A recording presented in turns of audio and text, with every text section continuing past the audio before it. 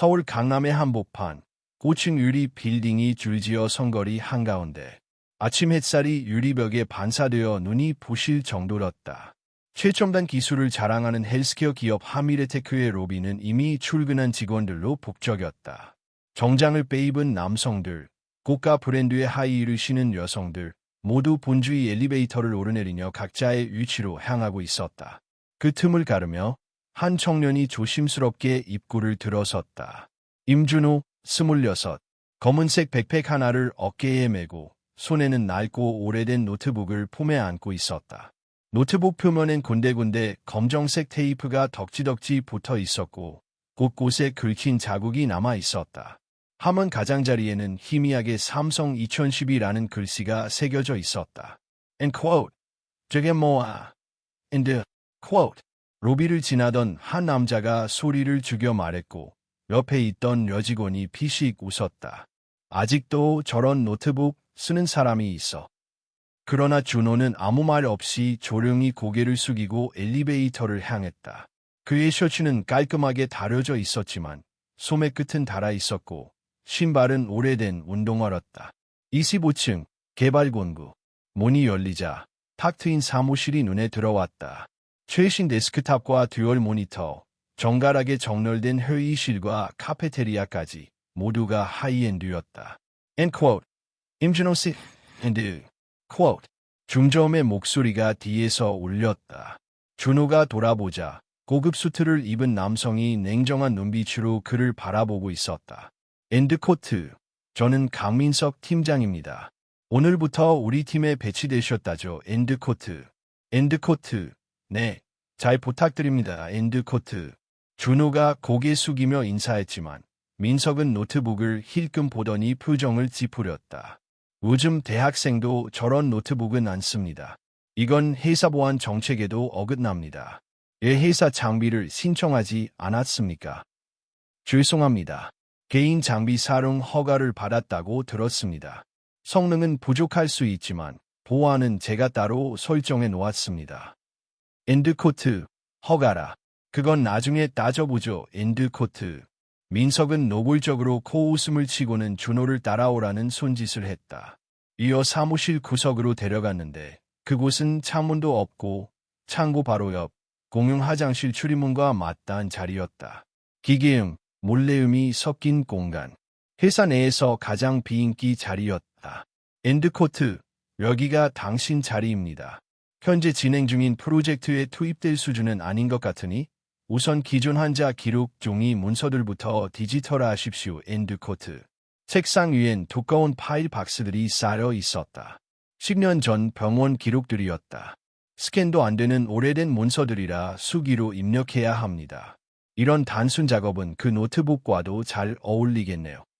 직원 머머치 민석의 비꼬는 말에 웃음을 터뜨렸다. 준호는 잠시 박스를 바라보다 고개를 숙이고 조용히 알겠습니다 라고 대답한 후 자리에 앉았다. 노트북을 조심스럽게 꺼내 책상 위에 올렸다. 누군가에겐 고철일지 모르지만 준호에게는 세상에서 가장 소중한 물건이었다. 점심시간. 대부분의 직원들은 사무실을 나서 근처 샐러드 바와 브런치 카페로 향했다. 멋멋은 사무실 내에서 배달 도시락을 주문했다. 준호는 아무 말 없이 자신의 백팩에서 비닐에 쌓인 삼각김밥 하나를 꺼냈다. 오전에 집 근처 편의점에서 1,000원에 구입한 것이다. 김밥을 한 입 베어 물고 천천히 씹으며 물을 마셨다. 허기를 채우기보다는 씹는 시간을 길게 늘려 포만감을 느끼려는 듯했다. 주위를 둘러보던 준호는 조심스럽게 자신의 휴대폰을 꺼내 들었다. 오래되어 테두리가 금이 간 중고폰. 벽을 등지고 통화를 시작했다. 엔드코트. 엄마, 나야. 오늘 첫 출근했어. 엔드코트. 전화기 너머로 들리는 어머니의 목소리는 힘이 없었다. 엔드코트. 그래? 회사 사람들은 잘해줘. 엔드코트. 준호는 헐짝 웃는 표정을 지으며 말했다. 엔드코트. 당연하지. 팀장님도 친절하시고 사무실이 정말 좋아. 경치도 끝내줘. 병원비는 다음 주 안에 보낼게요. 잘 챙겨 드시고. 점심 드셨어? 엔드코트. 그래, 걱정 마라. 나 괜찮아. 전화를 끊은 후 준호는 한참 동안 화면이 꺼진 휴대폰을 들여다보았다. 눈빛이 잠시 흔들렸지만 이내 다시 노트북 쪽으로 고개를 돌렸다. 강민석은 멀리서 그 장면을 지켜보고 있었다. 그의 입가에는 여전히 냉소가 남아 있었다. 엔드코트, 삼각김밥에 땜질 노트북이라. 그럼 어디까지 가나 보자 엔드코트. 그러나 민석은 몰랐다. 바로 저 자리, 낡은 노트북 앞에 앉은 청년이 며칠 뒤 하미레테크의 운명을 바꿀 존재가 될 거라는 것을. 그리고 지금 이 순간 그 노트북은 조용히 부칭되며 고요한 전쟁을 준비하고 있었다. 임준호는 매일 아침 첫 지하철을 타고 출근했다. 서울 외곽의 반지하 단칸방에서 강남까지 1시간 반, 하루의 시작은 늘 조용했고 혼자 말처럼 중얼거리는 코딩 아이디어가 유일한 대화 상대였다. 방새는 싼 대신 습기와 곰팡이가 늘 동거했다. 그래도 그는 불평하지 않았다. 이 도시에 버틸 수 있는 유일한 방법은 계산이 아니라 감내라는 걸 잘 알고 있었기 때문이다. 그날도 준호는 어김없이 맨 먼저 사무실에 도착했다.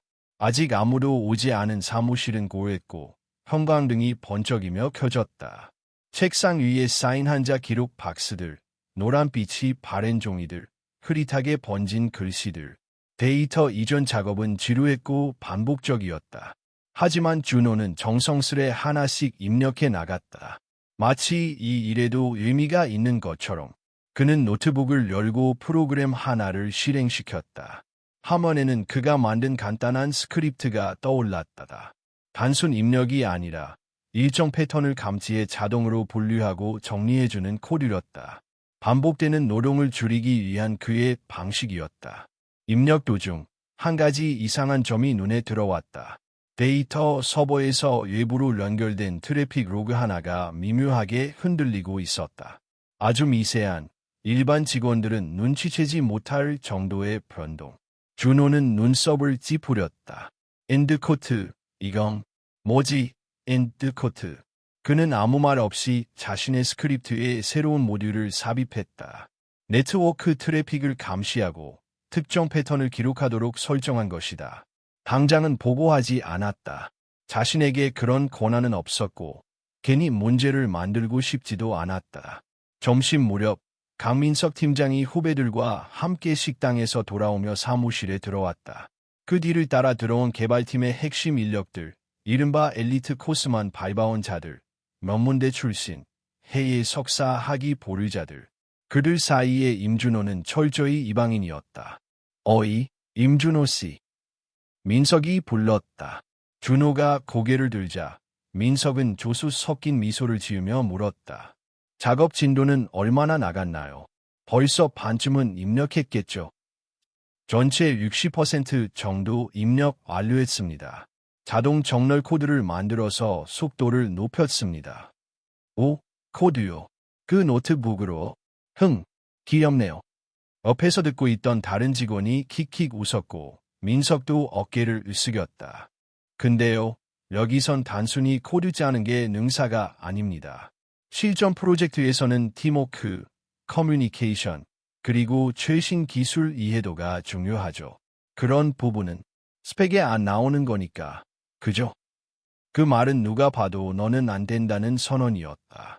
그러나 준호는 아무 말 없이 고개를 숙였다. 네, 조언 감사합니다. 그 반응에 민석은 재미없다는 듯 자리로 돌아갔다. 하지만 그 순간 사무실 끝자리에서 조용히 그 대화를 듣고 있던 한 인물이 있었다. 백지은, 정보보안팀 선임 연구원. 깔끔하게 정리된 단발머리, 무표정한 얼굴, 말수 적고 냉정한 것으로 유명한 인물이었다. 카이스트 수석 졸업, 국제정보보안대의 수상자. 기술력만큼이나 판단 기준이 명확한 그녀는 준호에게 특별한 감정도 없었지만 그렇다고 민석의 가벼운 언행에도 동조하지 않았다. 그녀는 조용히 노트북 화면으로 시선을 돌렸다. 그러나 그녀의 눈에는 방금 준호가 말한 엔드코트, 자동 정렬 코드 엔드코트라는 말이 머물고 있었다. 하루가 저물 무렵 준호는 다시 네트워크 로그를 살펴봤다. 낮에 감지했던 이상한 트래픽이 다시 나타났다. 이번엔 더 또렷했다. 일부 IP 주소로 향하는 데이터 패킷이 점점 늘고 있었고 그것들은 분명 일반 트래픽이 아니었다. 병원 데이터 중 일부가 특정 경로로 빠져나가고 있었다. 분명 이상해. 이건 단순한 오류가 아니야. 그는 다시 코드를 손봤다. 이제는 실시간 모니터링 시스템처럼 작동하게 만들었다. 그리고 백업 로그를 외부 USB에 따로 저장했다. 물론 이 모든 건 아무에게도 보고하지 않은 상태였다. 왜냐하면 그는 알고 있었다. 자신의 위치가 얼마나 취약한지. 비정규 계약직, 경력 공백, 개인 노트북 사용자. 이 셋만으로도 충분히 무시당할 이유가 되었다. 밤이 늦었다. 대부분의 직원들이 퇴근한 후 사무실엔 몇 명의 야근자들만 남아 있었다. 강민석도 아직 자리를 지키고 있었고 백지윤은 회의실 한켠에서 원격 보안 테스트를 진행 중이었다. 그 틈에 준호는 마지막 파일을 정리하며 노트북을 덮었다. 문득 핸드폰 진동이 울렸다. 엄마. 그는 황급히 전화를 받았다. 엄마, 에요. 아직 약 드실 시간이 아닌데. 괜찮아. 그냥 내 목소리 듣고 싶어서. 피곤하지? 아니에요. 오늘도 무사히 잘 마쳤어요. 사람들도 좋고 회사도 멋져. 그래, 넌 늘 그렇게 말하더라. 아빠도 보고 싶겠네. 잠시 침묵이 흘렀다. 준호는 창밖을 바라보며 조용히 입을 열었다. 네, 보고 싶어요. 근데 아빠가 그랬잖아요. 포기하지 말라고. 그 말만 생각하면서 하루하루 버티고 있어요. 우리 아들, 잘하고 있어. 정말 자랑스럽다. 통화를 마친 후 준호는 가슴이 먹먹해진 채 가방을 메고 자리에서 일어났다. 그러나 그가 문을 나서기 전 백지윤이 조용히 그를 불렀다. 임준호 씨. 네. 그 자동 정렬 코드. 나중에 한번 보여줄 수 있나요? 준호는 잠시 놀란 듯 눈을 깜빡였지만 곧 고개를 끄덕이며 웃었다. 물론이죠. 지윤은 아무 말 없이 고개를 끄덕이고는 다시 노트북으로 시선을 돌렸다. 하지만 그 순간 그녀의 눈빛에는 미묘한 변화가 있었다. 무시무시한 재능이 지금까지 아무도 주목하지 않은 자리에서 조용히 자라나고 있다는 예감. 그날 이후로 임준호의 하루는 이전과 달라졌다. 겉으로 보기에 그는 여전히 기록을 입력하는 계약직 직원이었지만 노트북 안에서는 전혀 다른 일이 벌어지고 있었다. 그의 코드들은 이제 단순한 보조 도구가 아니라 마치 촘촘한 그물처럼 회사의 네트워크를 조용히 감싸고 있었다. 새벽같이 출근한 어느 날, 준호는 커피 자판기 앞에서 멈춰 섰다. 동전을 넣고 버튼을 누르는 손이 잠시 떨렸다. 전날 밤거의 잠을 이루지 못했기 때문이다. 로그 파일 속 숫자들이 머릿속에서 떠나질 않았다. 단순한 이상 징후라 보기엔 패턴이 너무 정교했다. 그는 자리로 돌아와 노트북을 켰다. 부팅 화면이 잠시 흔들리더니 익숙한 터미널 창이 열렸다. 화면에는 그가 밤새 수정한 모니터링 프로그램이 자동으로 실행되고 있었다. 실시간으로 흐르는 데이터 스트림, 외부와 내부를 오가는 수많은 패킷들. 그중 일부가 눈에 띄게 일정한 간격으로 움직이고 있었다. 이건 테스트가 아니야. 준호는 중얼거리듯 말하며 키보드를 두드렸다. 패킷을 추적하자 IP는 해외 서버를 경유해 다시 국내로 돌아오고 있었다. 누군가 일부러 흔적을 흐리게 만들고 있는 것이 분명했다. 더 이상 우연이나 실수라고 넘길 수 없는 단계였다. 하지만 그는 여전히 침묵을 택했다. 지금 이 사실을 보고한다면 가장 먼저 의심받을 사람은 자신일 거라는 걸 알고 있었다. 개인 장비를 사용하는 신입 계약직, 팀에서 소외된 인물. 그는 아직 신뢰를 얻지 못한 상태였다. 오전 회의 시간. 강민석 팀장은 대형 모니터 앞에 서서 다음 주에 있을 정부 시연 프로젝트를 설명하고 있었다. 서울시 산하병원들의 의료 데이터를 통합 관리하는 대규모 시스템. 이 프로젝트가 성공하면 하미래테크는 업계 1위 자리를 확고히 굳힐 수 있었다. 이번 시연은 우리 회사의 명운이 걸린 일입니다. 보안 문제는 단 한치의 실수도 용납되지 않습니다. 민석의 목소리는 자신감으로 가득 차 있었다.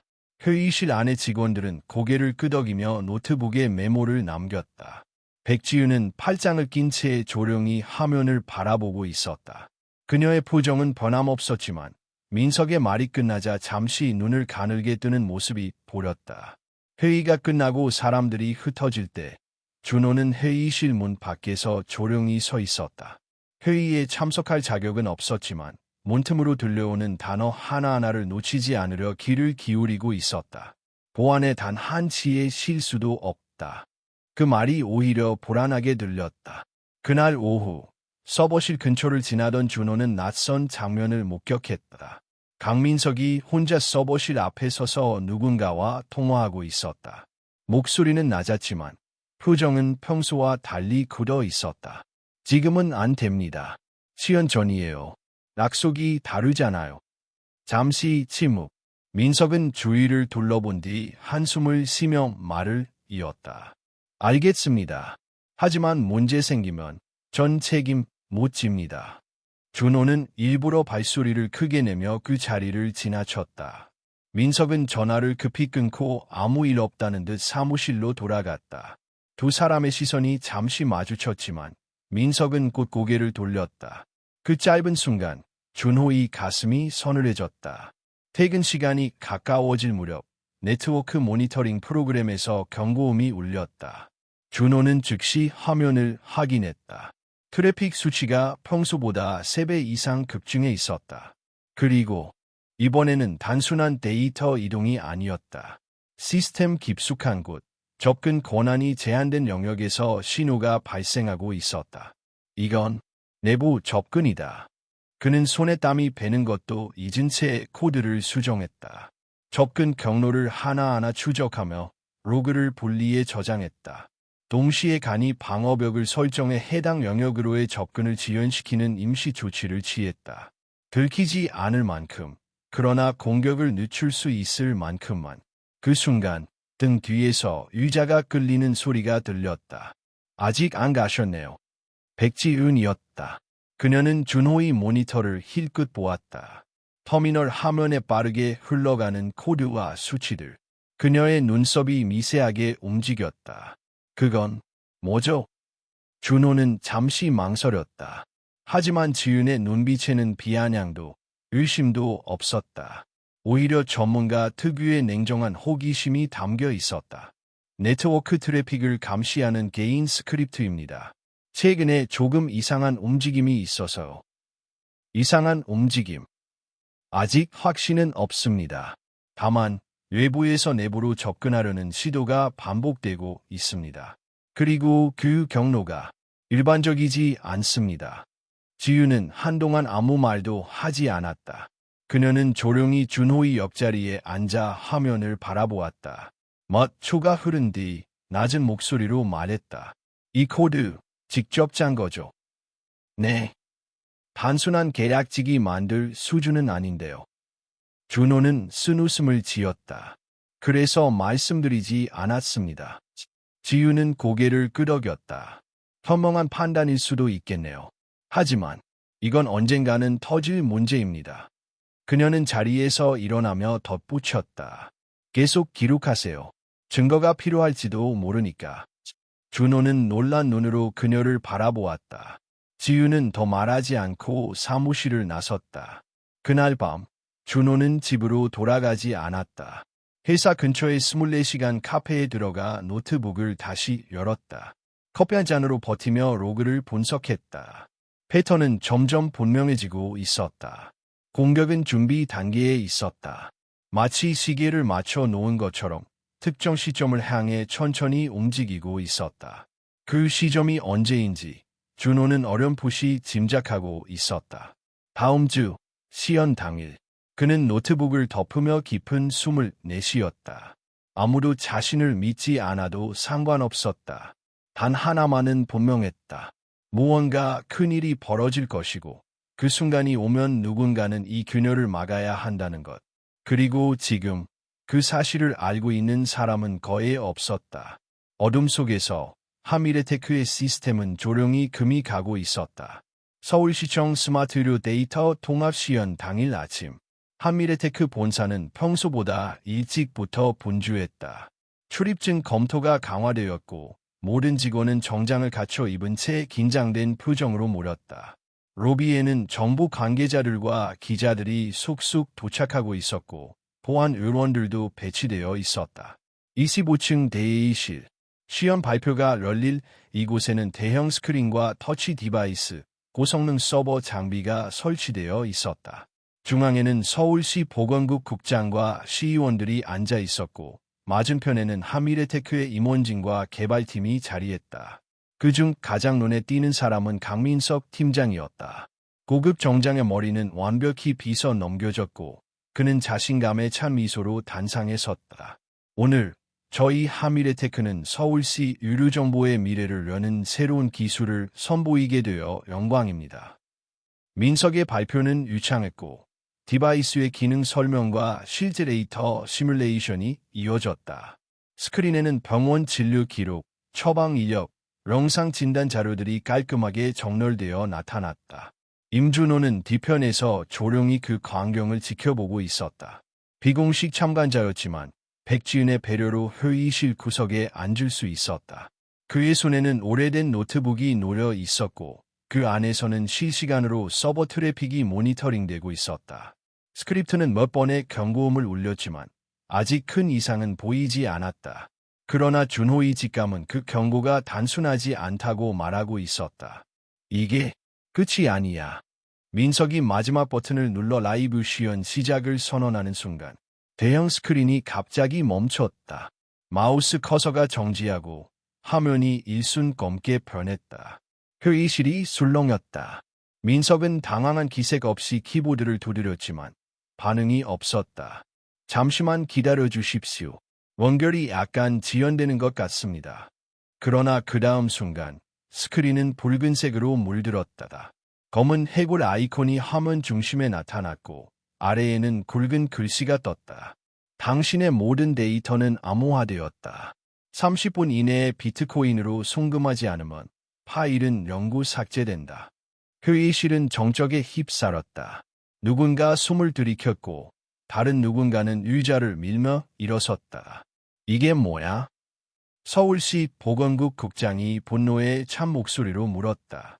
정보 데이터가 지금 해킹당한 겁니까? 민석의 얼굴이 하얗게 질렸다.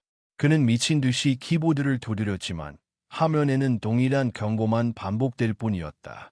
스크립트는 루프에 갇혀 있었고 시스템은 이미 통제 밖이었다. 그 순간 서버 백업 시스템마저 응답을 멈췄다. 대체 서버로의 전환도 실패. 회사 내 모든 시스템이 동시에 암호화 공격을 받은 것이었다. 백지윤이 즉시 자신의 노트북을 열었지만 관리자 권한으로도 접근이 불가능했다. 내부 루트가 완전히 잠겼어. 이건 단순한 랜섬웨어가 아니야. 구조 자체를 무너뜨렸어. 준호는 의자에서 천천히 일어났다. 그는 자신의 노트북을 바라보며 중얼거렸다. 예상보다 빨랐어. 지금이 그 시점이었군. 회의실은 혼란에 빠졌다. 기자들은 사진을 찍기 시작했고 정부 인사들은 통화를 하며 자리를 떴다. 시연은 완전히 망가졌고 기업 이미지 또한 순식간에 무너지고 있었다. 그때 민석이 크게 외쳤다. 아니야, 이건 나 때문이 아니야. 누군가 내부에서 바이러스를 유입시킨 거야.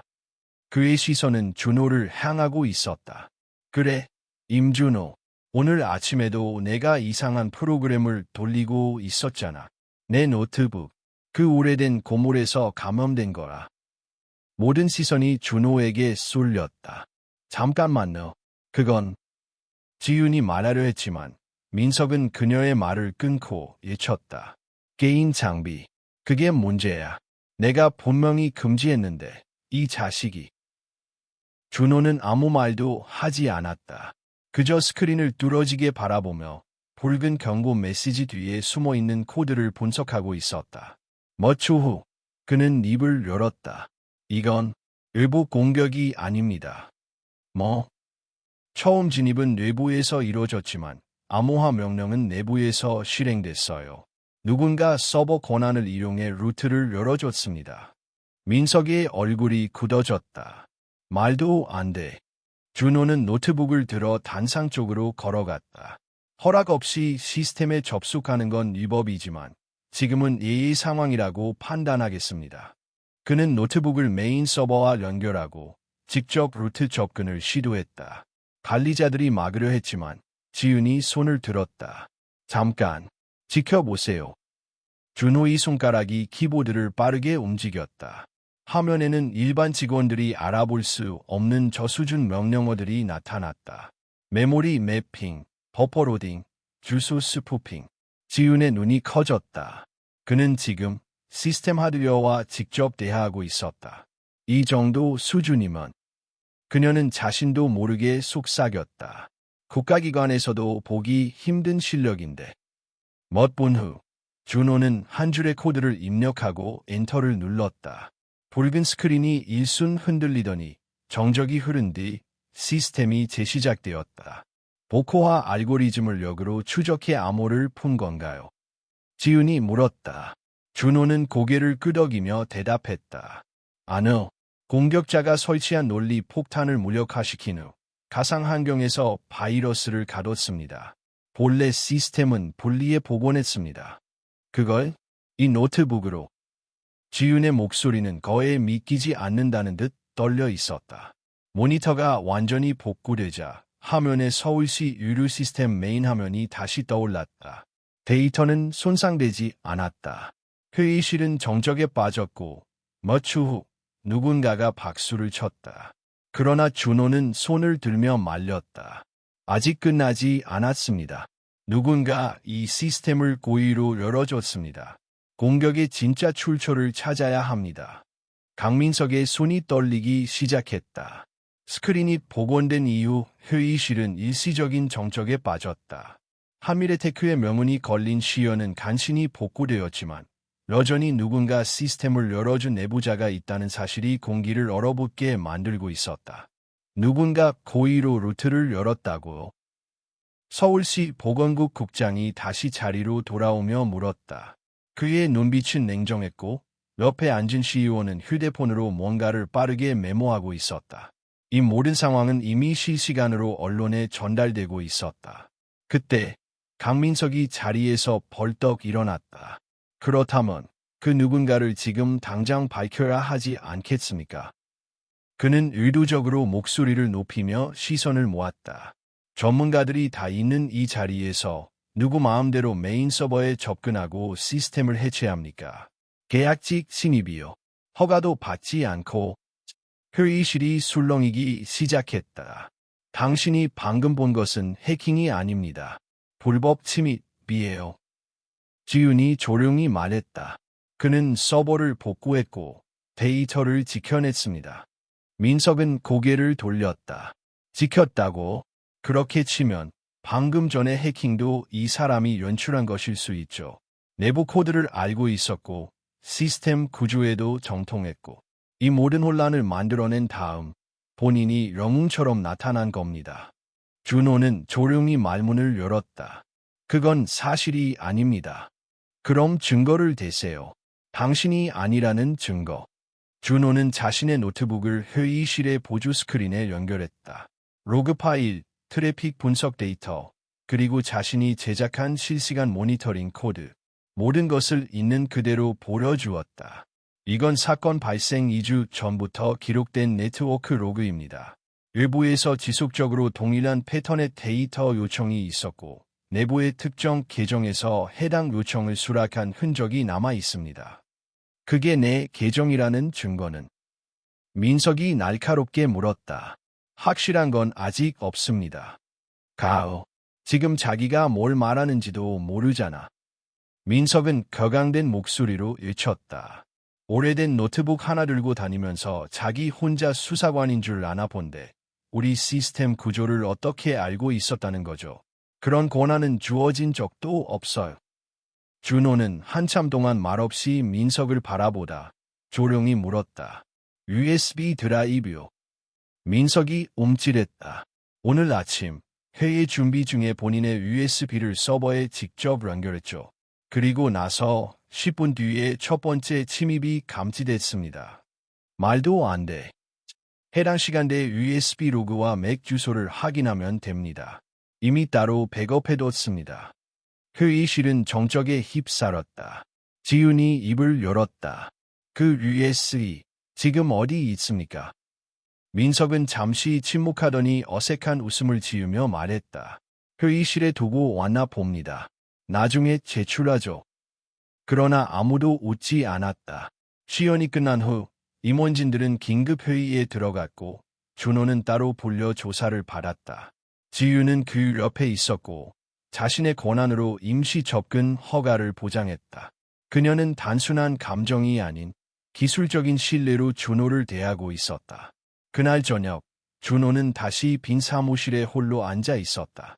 어둠이 내려앉은 강남의 야경이 창밖에 펼쳐졌지만 그의 눈은 노트북 화면에 고정되어 있었다. 모니터에는 하나의 가설이 떠올라 있었다. 단순한 명예훼손이 아니다. 이건 조직적인 의도다. 그는 자신에게 묻고 있었다. 왜 민석은 그렇게까지 급하게 나를 몰아세우려 했을까? 왜 이 사건을 자작극으로 몰고 가려 했을까? 그 시각 강민석은 1층 로비에 앉아 있었다. 그의 손에는 스마트폰이 있었고 화면에는 누군가와의 대화 기록이 떠 있었다.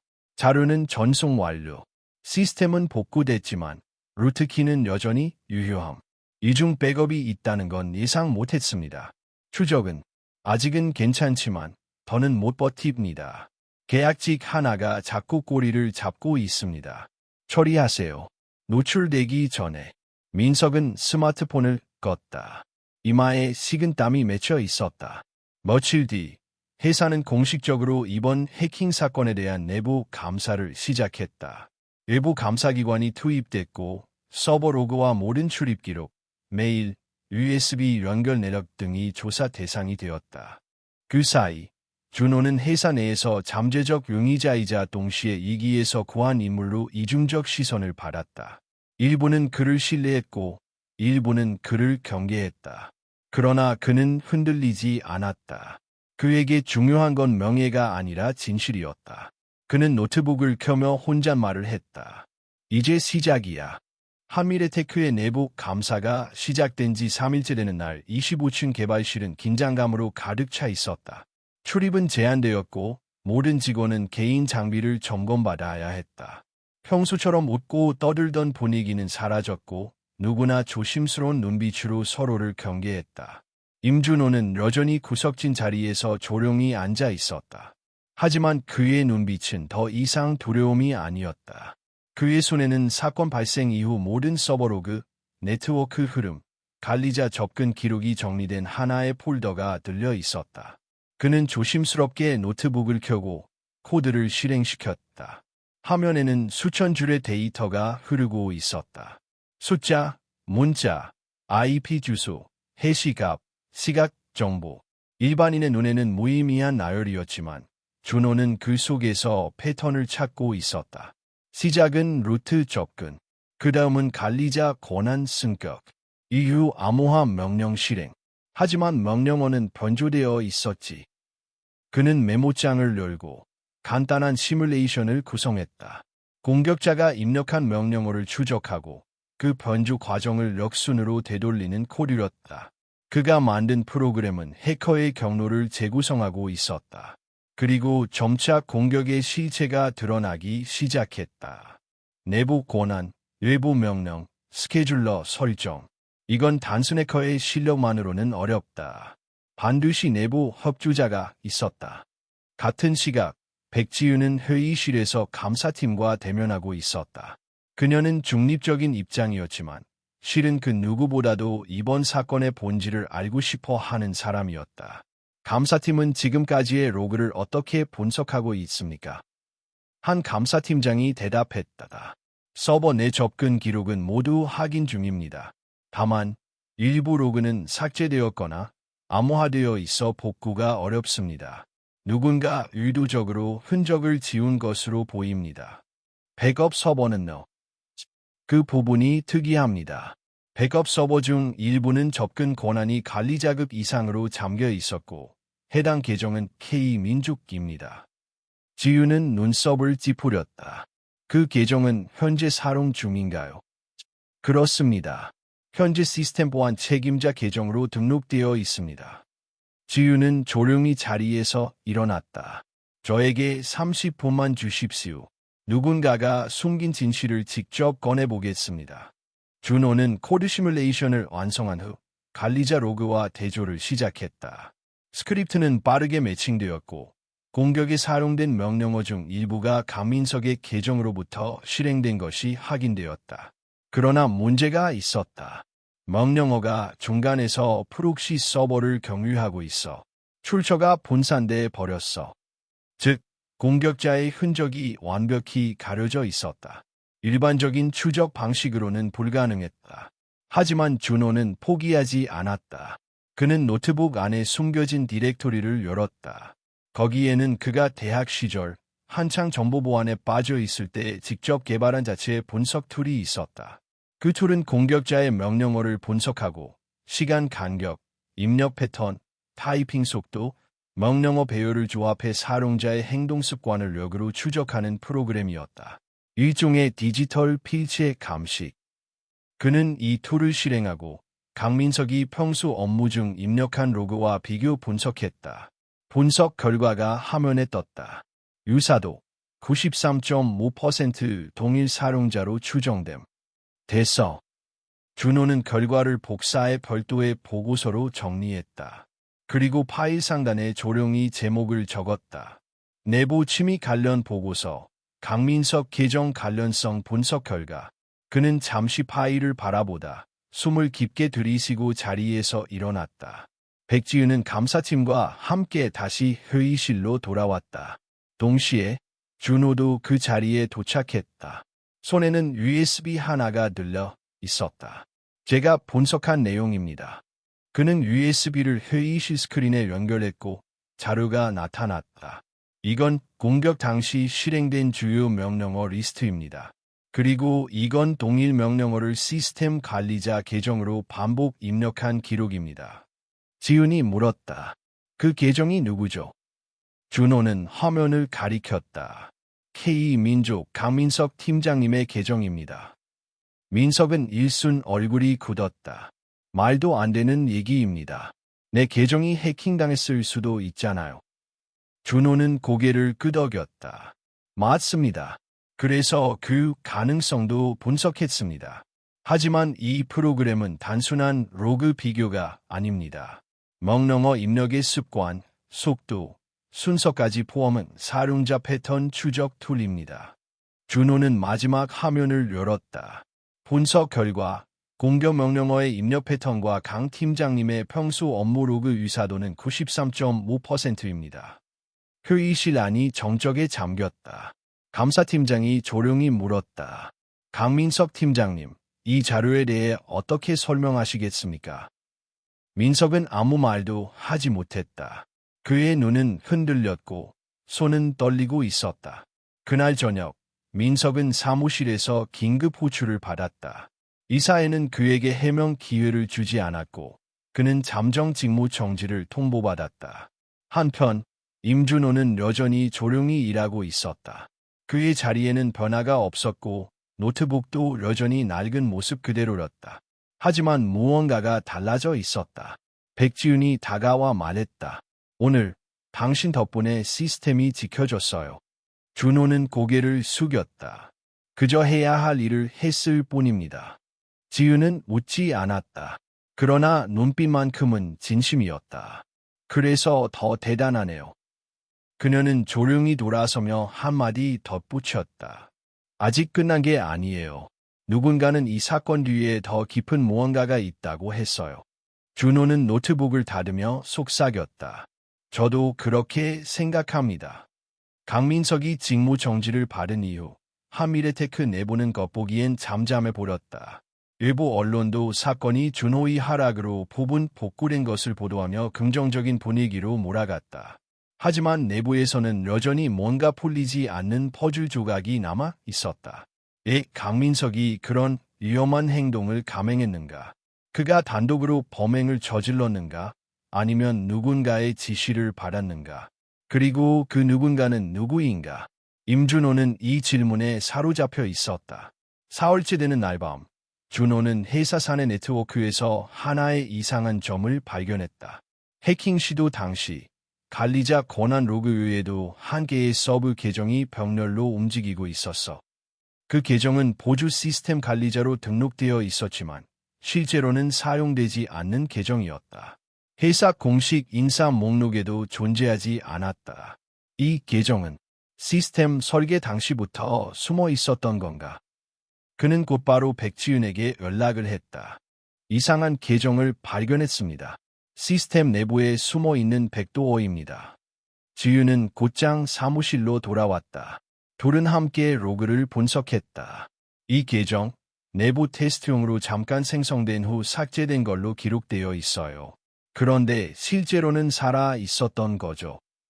그리고 해킹 당시 이 계정을 통해 루트 권한이 부여되었어요. 지윤은 조용히 중얼거렸다. 누군가 시스템 초기 설계 단계에서부터 이 계정을 남겨둔 거야. 언젠가를 위해. 이 사실을 확인한 후 준호와 지윤은 회사의 초기 설계 문서와 아키텍처 기록을 추적하기 시작했다.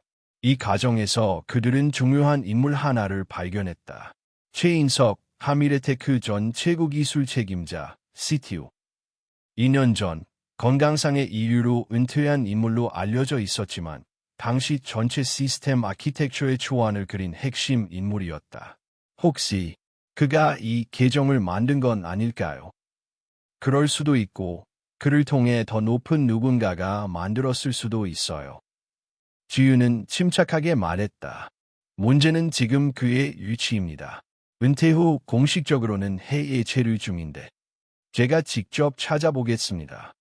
준호는 밤새 그의 SNS 흔적, 학회 발표 기록, 특허 신청 자료 등을 추적했다. 몇 시간 후 하나의 게시물이 눈에 들어왔다. 한국정보보안학회 제주도 워크숍 초청 발표자 전 하미레테크 CTO 최인석. 준호는 휴대폰을 들었다. 지윤 선배, 제주도 갑시다. 이틀 뒤 준호와 지윤은 제주공항에 도착했다. 학회는 중산간의 한 리조트에서 열리고 있었고 정보보안 업계의 주요 인사들이 다수 참석한 자리였다. 로비 한천, 흰 머리카락이 성성한 노신사가 조용히 차를 마시고 있었다. 최인석 선생님 맞으시죠? 그는 고개를 들어 준호를 바라보았다. 그리고는 조용히 말했다. 하미레테크에서 왔군요. 올 줄 알았습니다. 모든 걸 알고 계셨던 겁니까? 지윤이 단도직입적으로 물었다. 아니요. 알고 있었던 건 아니고 예측했을 뿐이죠. 최인석은 천천히 말을 이었다. 나는 시스템을 설계하면서 한 가지 열쇠를 남겨뒀습니다. 기술은 완벽했지만 인간은 불완전하니까요. 어느 날 누군가가 이 시스템을 잘못 사용하려 한다면 그 열쇠를 가진 자가 균형을 맞춰야 할지도 모른다고 생각했죠. 그 열쇠가 임준호 씨입니다. 준호는 놀란 표정으로 최인석을 바라보았다. 선생님과 만난 적 없는데요. 하지만 당신의 코드를 본 적은 있습니다. 최인석은 조용히 노트북을 열었다. 거기에는 몇 년 전 준호가 오픈소스 커뮤니티에 올렸던 보안 알고리즘이 저장되어 있었다. 당신이 만든 알고리즘은 놀라웠습니다. 효율성도, 구조도, 무엇보다 윤리성이 담겨 있었어요. 데이터를 다루는 철학이 느껴졌죠. 그래서 당신을 주시해왔습니다. 그리고 그 노트북, 예전 내 개발실에도 같은 기종이 있었지요. 우랑 같지 않군요. 지윤이 물었다. 그러면 지금 이 모든 사태는? 최인석은 조용히 한 문장을 말했다. 기업 내부 고위층 중 일부가 이 시스템을 정치적 거래에 활용하려 했습니다. 서울시 유료 데이터를요. 정확히는 유동 유권자 분석 도구로 유료 정보, 심리 상태, 행동 패턴 모두가 데이터화되어 있고 그걸 금의 해석하면 선거의 방향도 바꿀 수 있으니까. 준호는 손에 힘이 들어갔다. 그래서 그들이 시스템을 열고 그걸 민석 팀장을 통해 실현하려 한 거군요. 민석은 도구였을 뿐입니다. 그리고 제가 열쇠였다. 이제는 지키는 자가 되어야겠지요. 서울로 돌아온 준호와 지우는 다시 사무실로 향했다. 그들의 손에는 최인석이 제공한 초기 설계 문서, 암호화치, 그리고 그가 말한 균형 코드가 담긴 USB가 있었다. 지우는 조용히 말했다. 이걸 폭로하면 회사는 무너질지도 몰라요. 준호는 고개를 끄덕였다. 하지만 숨기면 그들은 다시 돌아올 겁니다. 더 조용하고 더 깊게. 그는 노트북을 켜고 새로 쓴 코드 파일을 열었다. 그 파일의 이름은 단 하나의 단어였다. 진실. 임준호는 새벽같이 사무실로 출근했다. 눈 밑엔 짙은 다크서클이 드리워져 있었고 손에는 검은색 USB가 들려 있었다. 그 안에는 균형 코드와 시스템 내부 조작에 대한 결정적인 증거가 담겨 있었다. 백지윤은 이미 자리에 앉아 있었다. 그녀는 말없이 커피 한 잔을 건넸고 준호는 고개를 숙여 받았다. 오늘 할 거죠? 예, 오늘입니다. 두 사람은 함께 노트북을 켰다. 이제는 그들이 가진 정보를 공론화할 시점이었다. 첫 번째 단계는 내부 보고였다. 준호는 보고서를 정리해 이사회와 감사팀에 전송했다. 제목은 간결했다. 서울시 스마트의료 데이터 시스템, 내부 조작 및 정치적 악용 시도에 대한 보고서. 보고서가 발송된 직후 사내 메신저가 요동치기 시작했다. 곧바로 감사팀에서 연락이 왔고 준호와 지우는 회의실로 호출되었다. 감사팀장은 문서를 훑어본 후 조용히 말했다. 이 내용이 사실입니까? 사실입니다. 초기 설계자 최인석 전 CTO의 증언과 기술적 증거가 모두 있습니다. 감사팀장은 한숨을 내쉬며 고개를 저었다. 이 자료가 공개되면 회사는 치명적인 타격을 입습니다. 서울시와의 계약도 파기될 가능성이 큽니다. 언론이 개입하면 회복은 불가능할 겁니다. 지훈이 나직하게 말했다. 그래서 덮자는 겁니까? 아닙니다. 하지만 내부 처리 방식을 제안하고 싶습니다. 법적 절차 없이 책임자 해임과 시스템 개편으로 정리하면 어때요? 준호는 조용히 물었다. 그럼 외부에는 아무 일도 없었던 것처럼 넘어가자는 말씀이신가요? 현실적으로 그게 모두를 지키는 방법입니다. 회의실을 나선 준호와 지우는 아무 말도 하지 않았다. 복도는 조용했고 창밖으로는 아침 햇살이 번져 있었다. 그러나 그 햇살은 두 사람에게 전혀 따뜻하게 느껴지지 않았다. 이게 현실이군요. 준호가 중얼거렸다. 불법은 내부에서 정리하고 책임은 희미해지고 진실은 봉인되고. 지우는 멈춰서서 준호를 바라보았다. 지금이라도 그만둘래요? 폭로는 당신만 다치게 할 수도 있어요. 하지만 이건 제가 해야 할 일입니다. 이제는 그냥 눈 감고 넘길 수 없어요. 준호는 핸드폰을 꺼내 SNS 계정을 열었다. 그동안 침묵하던 그의 계정에는 단 한 개의 글이 올라와 있었다. 나는 진실을 말할 준비가 되어 있다. 지훈이 그의 손을 가볍게 잡았다. 혼자서 하지 마요. 나도 같이 갈게요. 그날 오후 준호와 지훈은 한독립 언론사의 기자를 만났다. 사무실 한켠의 작은 회의실, 흔들리는 전등 아래 기자는 그들의 말에 조용히 귀를 기울였다. 이건 단순한 해킹 사건이 아닙니다. 의료 데이터를 이용한 권력의 조작 시도입니다. 준호가 USB를 꺼냈다. 기자는 한참을 침묵하다가 낮은 목소리로 말했다. 이걸 공개하면 파장은 상상 이상일 겁니다. 두 분, 감당할 수 있겠어요? 예, 감당하겠습니다. 혹시 회사를 통한 외압이 들어와도. 그렇기에 지금 이걸 드리는 겁니다. 기자는 고개를 끄덕였다. 그 용기에 내가 부끄럽지 않게 쓰겠습니다. 이틀 뒤 대한민국 전체가 뒤집혔다. 서울시 스마트의료 시스템, 정치 악용 시도 정황 드러나, 한미래테크 내부 고발자 등장, 기술 윤리 논쟁 재점화, 데이터는 누구의 것인가? 국민의 권리와 기업의 책임. 기사는 각종 포털과 방송 뉴스에 동시에 등장했고 준호와 지유는 익명으로 지켜보며 그 파장을 실감했다. 회사는 긴급 기자회견을 열었고 대표는 사과와 함께 전면적인 조사와 구조조정을 약속했다. 그러나 그만큼의 반발도 따랐다. 개신자야. 어디서 감히 회사를 망치고 있어. 정해. 세상이 그런 걸로 돌아가는 줄 알아. 동료들 중 일부는 노골적인 적개심을 드러냈고 SNS에는 조작된 루머들이 떠돌기 시작했다. 준호의 과거, 가족, 심지어 사용하던 노트북까지 조롱의 대상이 되었다. 그는 혼자 남은 사무실에서 노트북을 바라보았다. 오래된 키보드, 다른 터치패드. 하지만 그 위엔 수없이 많은 코드와 진심이 얽혀 있었다. 그때 조용히 문이 열렸다. 백지은이 들어왔다. 손에는 뜨거운 커피 2잔. 오늘도 고생했어요.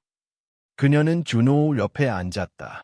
말없이 두 사람은 커피를 마시며 모니터를 바라보았다.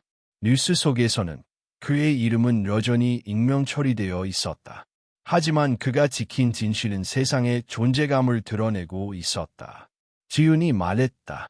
우리는 지는 싸움을 이긴 거예요. 준호는 미소 지으며 대답했다. 그리고 아직 끝난 건 아니죠. 하미레테크의 내부 폭로 이후 일주일, 회사는 혼란 속에서 방향을 잃고 있었다. 정부와의 계약은 잠정 중단되었고 관련 임원들은 사퇴하거나 조사를 받기 위해 소환되었다. 언론은 하루가 멀다 하고 새로운 단서를 보도했고 기업 신뢰도는 급격히 추락했다. 하지만 조용한 변화도 있었다. 몇몇 업계 전문가들은 이번 사건을 단순한 해킹이나 내부 폭로가 아닌 별표 디지털 윤리의 전환점 별표이라 평가하기 시작했다. 기술이 사람을 지배하지 않도록 사람의 손에 다시 돌려주는 계기였다는 것이다. 그 중심엔 익명의 프로그래머가 있었다. 임준호는 여전히 그 낡은 노트북으로 출근했다. 자리를 지키고는 있었지만 그에게 공식적으로 주어진 업무는 없었다. 동료들 중 일부는 여전히 경계했고 몇몇은 묵묵히 응원하는 시선을 보냈다. 백지은만이 그의 곁을 꾸준히 지켰다. 오늘은 어떠셨어요? 지윤이 묻자 준호는 웃으며 대답했다. 기자들 전화를 다 차단했어요. 대신 누군가 익명 메일을 보냈더라고. 어떤 내용이었어요? 준호는 화면을 보여주었다. 감사합니다. 당신 덕분에 우리 아버지의 진료 기록이 정치적 도구가 되지 않았습니다. 국립의료원 간호사.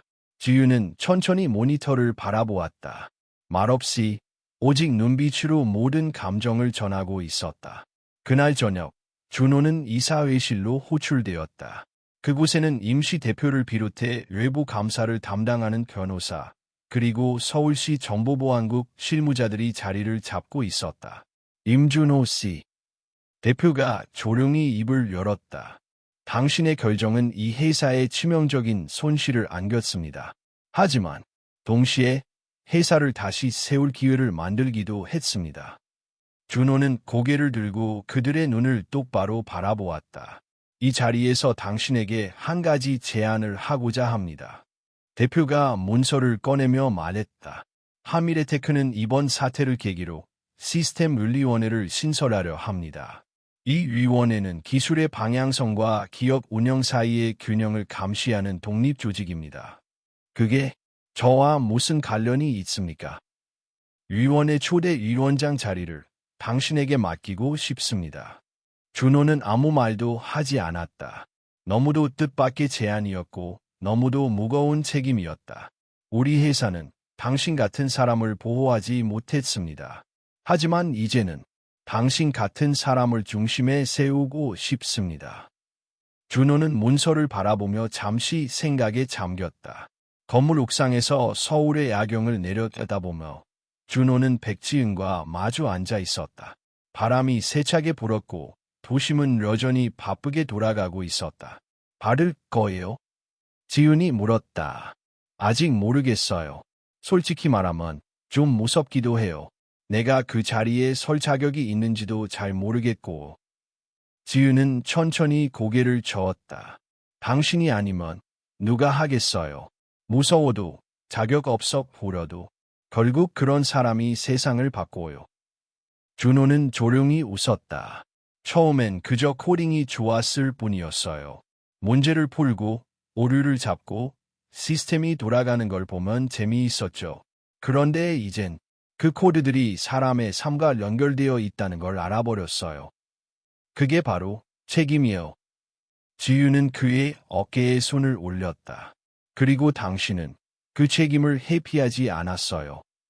며칠 뒤 한미래테크 공식 홈페이지에 새로운 조직 구조가 공지되었다. 기술윤리 및 감시위원회 위원장 임준호.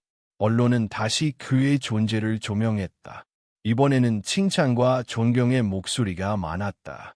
그를 향한 대중의 시선은 더 이상 낡은 노트북을 든 개짜 프로그래머가 아니었다. 그는 이제 시스템의 중심에 선 사람이었다. 어느 토요일 아침, 준호는 오래된 전철역 근처의 작은 중고 노트북 가게를 찾았다. 구석에 놓인 낡은 기종 하나를 조심스럽게 들여다보았다.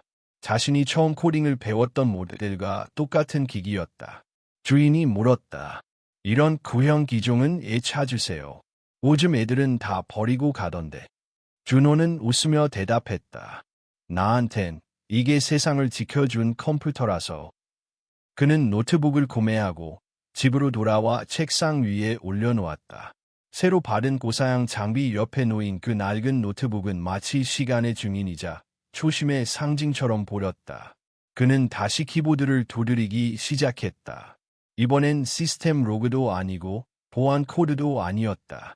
그는 조용히 하나의 글을 쓰고 있었다. 코드보다 사람을 먼저 보라. 기술이 세상을 바꾸는 게 아니다. 그것을 쥔 손, 그리고 그 손의 방향이 바꾸는 것이다. 그 글은 그의 이름으로 처음 발행되는 칼럼의 서문이 될 것이었다. 그로부터 6개월 후, 한미래테크는 그 어느 때보다 조용한 혁신을 이어가고 있었다. 기업 규모는 줄어들었고 주가도 한동안 정체를 겪었지만 내부 시스템은 투명하게 바뀌었고 외부 신뢰도는 점차 회복되고 있었다. 그리고 그 중심에는 기술윤리 및 감시위원회가 있었다. 위원회는 기업 내부 의사결정에서 일정 수준의 거부권과 감시 권한을 가졌고 특히 공공 데이터와 관련된 모든 기술 적용에 대해 철저한 기준을 제시했다. 그 위원장을 맡고 있는 임준호는 더 이상 외면받는 인물이 아니었다. 아침 8시 10분, 준호는 평소처럼 출근하던 중 한 고등학교 앞에서 발걸음을 멈췄다. 정문 앞에는 작은 현수막이 걸려 있었다. 제3회 전국 청소년 디지털 윤리 해커톤 대회 주제, 기술은 누구를 위한 것인가? 그는 잠시 미소를 지었다. 그 대회는 몇 달 전 그가 제안했던 프로젝트였다. 학생들이 기술을 개발할 뿐 아니라 그 기술이 사회에 미치는 영향까지 고민하게 만드는 교류 모델. 그리고 이제 전국적으로 확산되고 있었다. 잠시 뒤 한 여고생이 달려와 준호를 향해 인사했다. 위원장님, 저 기억하세요? 저 작년 세미나에서 발표했던. 기억나죠? 그때 들어온 응급의료 시스템 아이디어 냈던 친구죠. 소녀는 수줍게 웃으며 말했다. 이번 해커톤 저희 팀도 참가해요. 꼭 상 받고 싶어요. 기술은 상을 위한 수단이 아니라 누군가를 위한 도구라는 거 잊지 마요. 네, 감사합니다. 그녀가 다시 뛰어가자 준호는 그 자리에 한참을 서 있었다. 사람들의 발걸음 속에서 과거의 자신이 겹쳐보렸다. 낡은 노트북을 끌어안고 아무도 알아주지 않는 코드 속에서 의미를 찾던 시절. 지금의 자신은 분명 그때와는 다른 자리에 서 있었다. 하지만 본질은 그대로였다. 회사로 돌아온 준호는 책상 위에 놓인 편지 하나를 발견했다. 보낸 사람, 최인석, 은퇴한 전 CTO, 균형 코드의 설계자이자 이 모든 이야기를 시작한 인물이었다. 그는 편지에서 이렇게 적고 있었다. 나는 기술의 진보를 믿었습니다. 하지만 그보다 더 믿고 싶었던 건 그 기술을 다루는 사람의 마음이었습니다. 당신은 나의 믿음을 증명해 주었습니다. 이제 나의 시간은 끝났지만 당신의 시간은 이제 시작입니다. 나는 떠나지만 당신은 남아 세상을 바꾸는 일을 계속할 겁니다. 준호는 편지를 조심스레 접어 서랍에 넣었다. 그리고 그 위에 자신이 대학 시절부터 써왔던 초코드 노트를 올려놓았다. 그 두 가지는 마치 두 세대의 바통처럼 조용히 나란히 놓여 있었다. 점심시간, 준호는 백지은과 함께 근처 공원에서 도시락을 먹고 있었다. 둘은 여전히 반말도 못 놓고 존댓말을 썼지만 마음의 거리는 예전보다 훨씬 가까워져 있었다. 요즘은 전보다 웃는 얼굴이 많아졌어요. 회사에도 뉴스에도. 지윤이 말했다. 세상이 갑자기 좋아진 건 아니지만 뭔가 변할 수 있다는 믿음이 생긴 것 같아요. 그 믿음이 우리가 지켜야 할 거죠. 준호는 그렇게 말하고 도시락에서 김치를 하나 집어 올렸다. 그런데 이 원장님은 말이죠. 지윤이 장난스럽게 물었다. 다음에는 뭘 지킬 계획이신가요? 또 무슨 대단한 폭로를 준비 중이신가요? 준호는 웃으며 대답했다.